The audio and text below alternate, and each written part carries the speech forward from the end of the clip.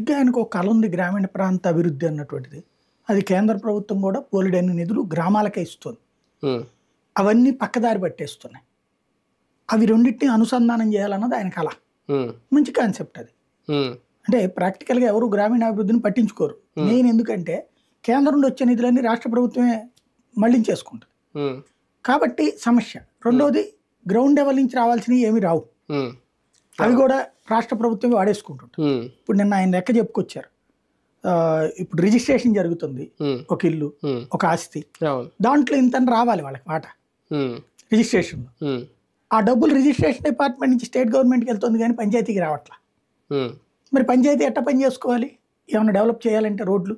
ఉమ్, అట్లాగే ఉపాధి హామీ పథకం పంచాయతీ లెవెల్లో ఉంటుంది.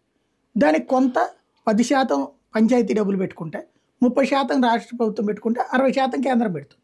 అవును. ఉమ్, ఇది పనికి సంబంధించిన వర్క్ కాస్ట్ జీతం మొత్తం కేంద్రం ఇస్తుంది. ఉమ్, ఆ మెటీరియల్ కాంపోనెంట్కి సంబంధించి, అంటే వర్క్ కాంపోనెంట్కి సంబంధించి ఉమ్, దాంట్లో వీళ్ళు ఇవ్వట్లేదు వాటా. ఉమ్, రాష్ట్ర ప్రభుత్వం ఇవ్వట్లేదు, పంచాయతీ ఇవ్వట్లేదు.